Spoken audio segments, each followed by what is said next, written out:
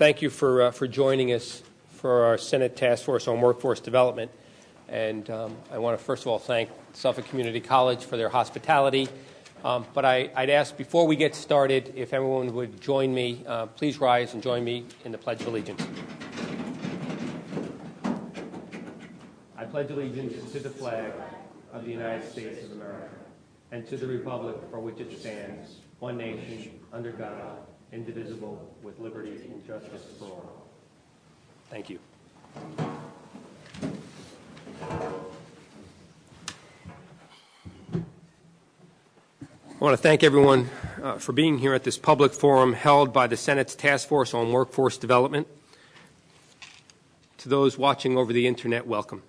My name is Jack Martins. I'm the co-chairman of the task force. Let me begin by thanking Suffolk Community College for their hospitality in serving as our hosts. This is our fifth public forum examining ways to bridge the employment gap that frankly exists all over New York State. Previously, the task force has held forums in New York City, Albany, the Hudson Valley, and Rochester. Across Long Island and throughout New York State, there are good-paying, high-skilled jobs going unfilled in some industries because companies can't find trained workers. The statistic is actually over 100,000 skilled jobs that go unfilled in New York State right now, not because there are no jobs, they're there, but because employers cannot find people with the requisite skill sets to do them. And so the question is, how do we create an environment that creates and allows for people to develop those skill sets in partnership with our business community? Because at the end of the day, it's all about connecting people with jobs. We can talk about it. Obviously, people have talked about it for years. And hopefully through these discussions, we're actually able to come up with some real policy changes, and we can advance those policy initiatives and make a difference. Our work has included reviewing the state's existing job training programs and seeing what steps can be taken to enhance training opportunities to help meet the needs of private sector employers and create good-paying jobs. Some of the topics we will be discussing today include the state of New York economy and sectors of the economy that need trained, skilled workers today and into the future, the proper way to address the crisis of dislocated workers and how to reinsert them into the workforce, and the challenge of developing a better process to connect people who are willing to be trained with open jobs that are available. Representatives from workforce groups, labor organizations, businesses, and education institutions are here to offer their expertise and input about how they think these issues should be addressed. Again, we thank you in advance for coming. We look forward to the testimony, and I'd like to invite our first speaker, John Lombardo, to testify. But before we begin, I had the opportunity a few months back to be here for Manufacturing Day. And when people think of Long Island, especially in the post-Grumman years, they don't understand, I think, or they don't see that we are a vital hub for manufacturing. It exists all around us, certainly not on the level that it did when Grumman was here, because we don't have that one large, iconic employer as we once did, but we do have a rather active manufacturing sector here on Long Island. And I want to compliment Suffolk Community College because I know that through your efforts, and specifically John Lombardo's efforts, we have the ability here in Suffolk Community College to work with local employers to develop programs here that lead to jobs, that give people opportunities in ways that very few community colleges across this state are actually doing. I can list on one hand the number of community colleges in this state that are actively working with their local business community to develop jobs. And as we have gone across the state and held hearings, that's been very clear.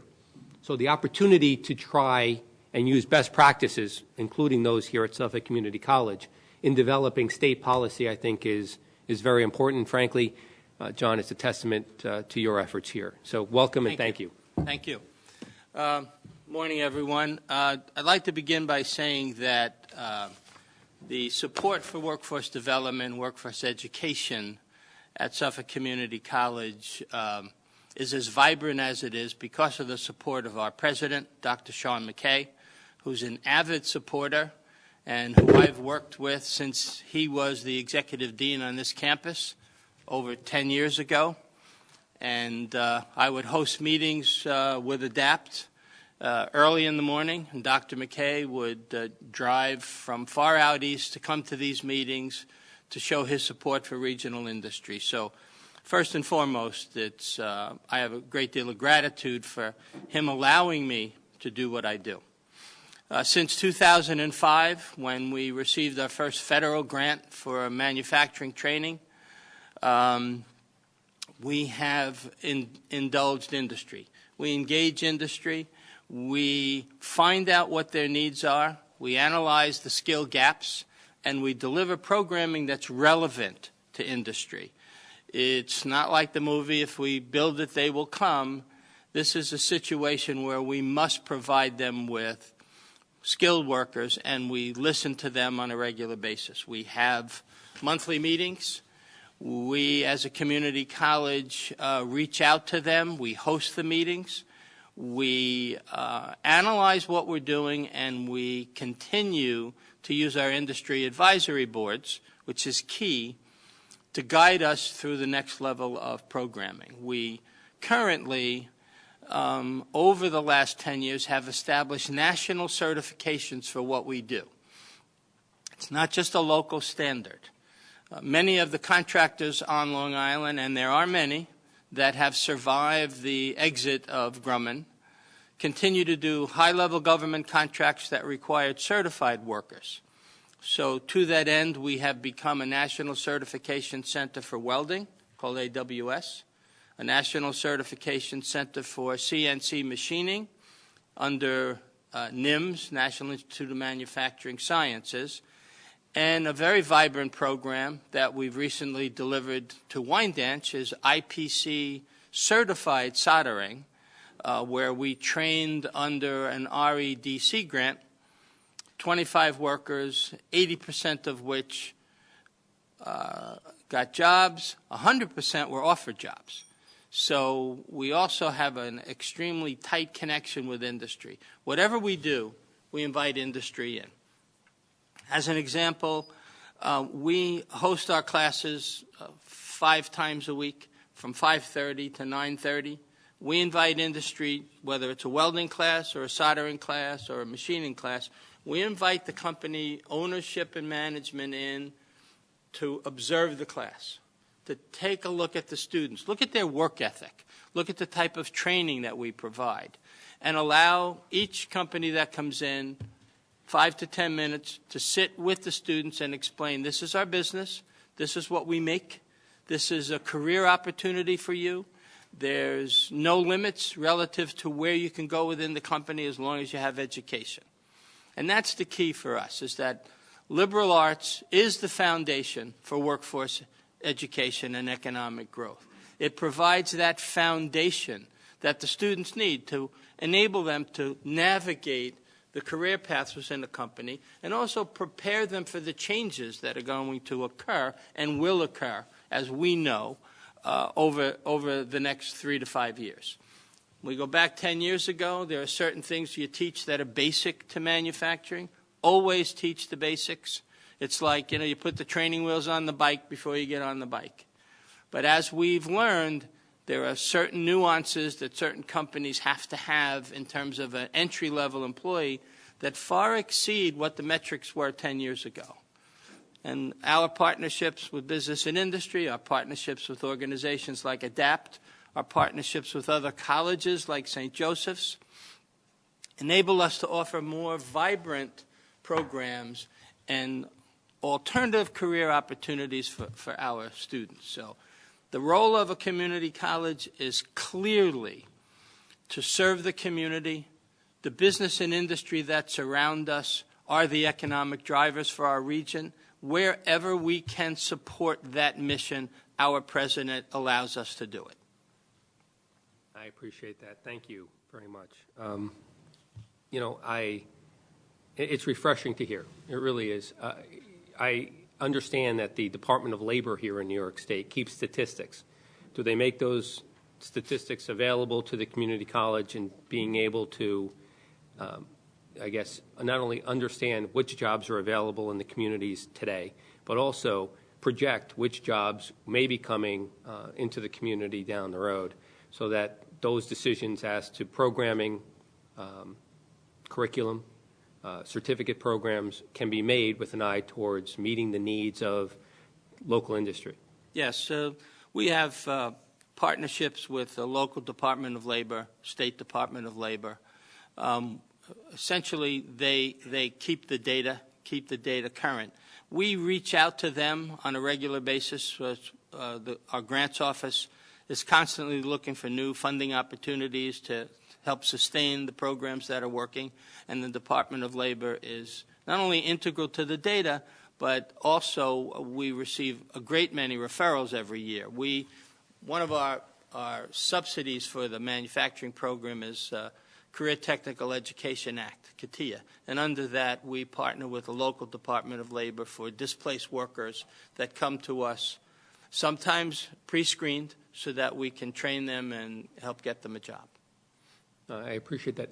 But the federal government provides a stipend to New York State that goes to the Department of Labor for just that purpose, for Yes. workforce development. The federal government also provides a stipend to New York State that goes to SUNY to be used to develop workforce development programs. Each one, as I understand it, is probably just north of $60 million annually. So there's our Labor Department end. What's SUNY doing, if anything? Under workforce development, there's a SUNY Workforce Development grant every year that it's a matching grant where there's a 10% match from the company.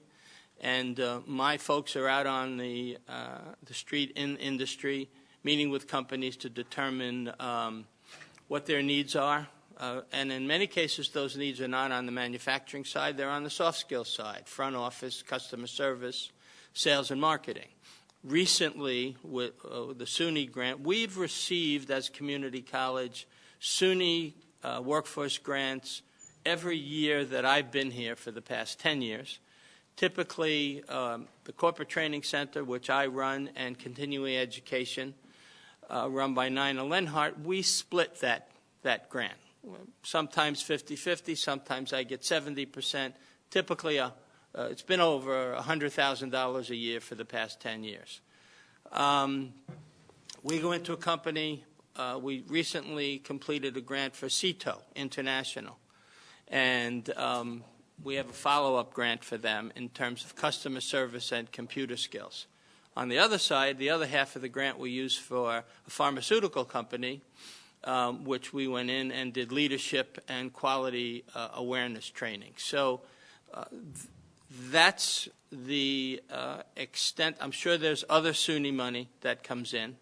A lot of it is on the for-credit side. My side is not for credit.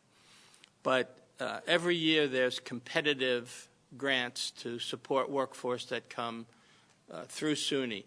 Several years ago, there was a Next Generation Job Linkages grant that came out from SUNY that went out to all 30 community colleges in the SUNY system. Under that grant, we made a case that our industrial connections were such that we were making a difference in business and industry.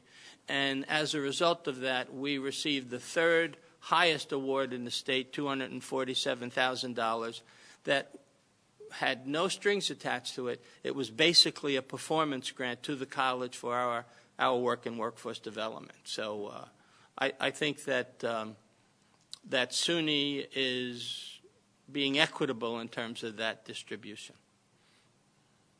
I appreciate the characterization. My question is, this. Since we do have as many jobs that are going unfilled as we do across New York State, and since it does take an effort to develop these programs, community college by community college, depending on the local need, would it not make more sense, rather than having a competitive grant program, to have SUNY funding these and have a fixed funding stream so that the community college knows that it's receiving those funds year to year and can count on those funds in terms of developing longer-term programs? It does make sense. I would like to see a program like that based on the performance of the community college, the history. Sure. You know, you work hard, you put a grant together, you get your information from business and industry, your programs are delivered, and based on that performance, I think that SUNY should reward the community college for their ability to minimize those skill gaps. Oftentimes, the awards are not based on performance, and I think performance metrics are something that we strive for here on Long Island. Our companies get more and more contracts and win more and more contracts every year based on performance and quality. We need to provide them with workers that look at the same metric, and I think we should be funded accordingly. We need sustainable money as a community college. The federal grants that we received over 10 years ago that allowed us to develop programming and buy equipment and do some building upgrades ran out. In order for us to sustain the programming that was successful for local industry, we developed fee-for-service businesses. So our programming now is a fee-for-service. It's mostly not covered under any grant subsidy at all. And equipment gets old, curriculum gets old, and you need to upgrade that. And that sustainable money is something that should come through the state and or through SUNY, in my opinion. I appreciate that. I happen to agree with you. I think that we have a unique opportunity through the Department of Labor and through our SUNY system, and specifically through our community colleges, to develop either credit programs or certificate programs that tie people to jobs. I mean, at the end of the day, it's about giving somebody the opportunity to connect to that job, and well-paying jobs here on Long Island. And so through the certificate program process, and then eventually, obviously, allowing them the opportunity to gain credits, and if they want to pursue a degree, certainly that's the option. But it's about connecting people, giving them the skills necessary to connect them to that job. And I've heard from others that for many who would otherwise be predisposed, that tuition or the fees or the costs of that may prohibit them from doing that. And so, wouldn't we be better off, perhaps from a policy standpoint, in having the state pick up a larger share, or actually making those certificate programs free when we're training people through certificate programs to connect them to jobs, because the benefit to the state in having that person working would more than offset the minimal cost to the state in allowing for those skills to be taught. I agree. We've had some programming over the year that was free to the individual worker who entered the training. I think one of the most critical things that the college is doing is looking at career pathways, which enables a worker who comes through one of the non-credit programs to earn some credit and then begin to look toward a career with a degree that follows it. So the earned credit piece under career pathways, my responsibility would be to connect industry with the academic side of the house for program development, and we're in the process of looking at that seriously now. 120-hour welding class should earn 4 or 5 credits, right, and then those credits are applicable toward a higher level degree. We not only need to be cognizant of training the workers on the factory side, but we need to train the management of the future. That's aging out as well. So a career pathways program allows that integration of non-credit and credit to come together, and to provide the student with an opportunity to climb that career ladder within the company. And it's our responsibility to do that. And I think that I don't speak for SUNY, I don't speak for the college, but I speak for my constituents, which indicate to me that that's a good way to go. We've trained over 1,000 workers in the last 10 years. Our certification, national certification programs are filled, and those students that come through that and earn that certificate and that national credential are certainly worthy workers that we want to keep in the state of New York. So I feel anything the state can do to incent them to continue, go on for further credit with subsidies, is something that we ought to look at seriously. You know, I've when I've met and discussed economic development with New York State, Empire State Development Corporation, or with industries or companies that are looking to relocate, that are oftentimes working with ESD, you know, one of the primary factors in their decision to come into New York State or to come into a particular area in New York State has less to do with some of the factors that we have traditionally thought about, and has more to do with whether or not there is a skilled workforce available to perform the jobs that are necessary for that business to grow or even to exist.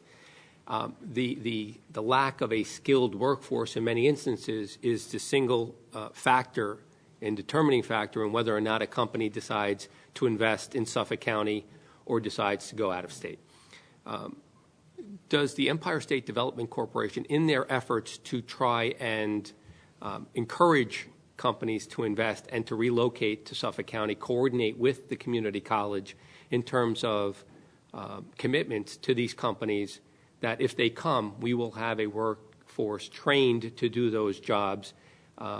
Because I do believe that there are synergies there, and there is the opportunity for a partnership where through the community colleges, the Empire State Development Corporation can ensure that a prospective relocated company that would bring potentially hundreds of jobs would have the ability to get here and find a skilled workforce. Do you have those conversations with ESD? Yes, as a matter of fact, I had one yesterday. But Empire State Development has been an absolutely fabulous collaborator with the college. They are up to date on our programming. We have dialogue every week relative to this company needs a certain amount of workers, entry-level workers. Do you have anyone in your existing pool? They put us in touch with companies and vice versa. Yesterday's meeting was with a company on the island that has 400 employees here but moved 400 to North Carolina. And the training they need to keep them here, we're going to work on, develop, and deliver. I brought Empire State Development in on that issue because I felt that no one from the management of this company spoke to Empire State about incentives to stay. But Empire State Development is a key partner and has been. ADAPT and the Workforce Development Center on my campus, we have a meeting once a month, once every other month. Empire State is always there. They always have a representative there. They are up to date on what we're doing, what we're delivering, and in constant contact with business and industry. I think that over the last 10 years, they have been a key source for us in terms of providing our training to local companies, and we have been a key source for them in terms of this company needs some help, what can we do to keep them here? So it's been a great partnership, certainly over the last 11 years that I've been here. I'm going to ask you to brag a little bit about here at the community college, connecting people to jobs through this program. How many students are coming through the program, and the success rate that the college has had in terms of connecting them once they complete the program to jobs here in the community? Well, it's easy to talk about performance. We have excellent instructors, excellent facilities. If the state wants to help, we could use some upgrade money for our manufacturing facility. Since 2006, the first class entered, we've probably trained over 1,000 workers. Our intelligence indicates 85% of them have been retained on the island. In the last 5 years that we've introduced the Advanced Manufacturing Credential Program, we've averaged about 90 workers per year. Half of that are incumbent workers, so we're helping upgrade the skills for those incumbent workers. We lean on ADAPT a little bit and the local Department of Labor, but our retention rate is well over 85%. And recently, in programs funded by REDC, we see a high level of competent workers that we place in local industry. The key to placing local workers in local industry is to engage industry at the training center. Then they can see, they can look at the training, look at the work ethic, maybe make some suggestions relative to try this a little bit differently. But a trained manager in manufacturing can see the potential in a worker. And that's been, over the last 5 years, a key to our success and a key to retention of those individuals. You're always going to get someone who has to move, but with a nationally certified program with input in terms of its content from industry, that relationship has been very successful. You know, we have 8 or 10 students in welding, 10 or 15 students in machining, another 15 or 20 in other course levels in terms of reading, blueprint reading, shop floor safety.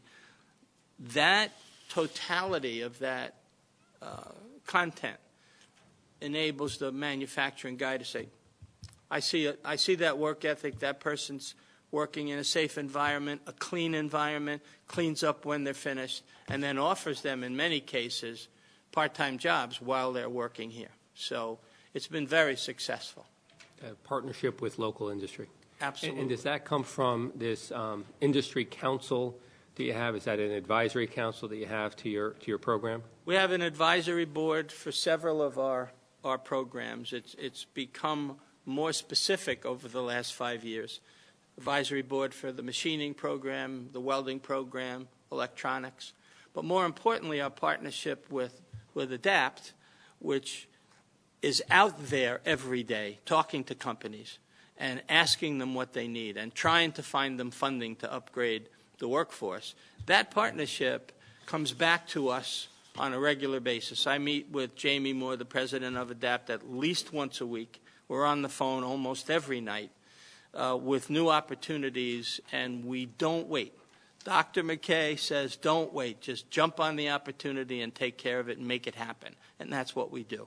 And I have several other constituents that work for me in the Corporate Training Center and the Advanced Manufacturing Training Center that are out there all the time, going to Chamber of Commerce meetings, going to Lions Club meetings, business advisory councils. So we spread ourselves around to be as up-to-date as we can, and yet there's still things that you can't get to every week.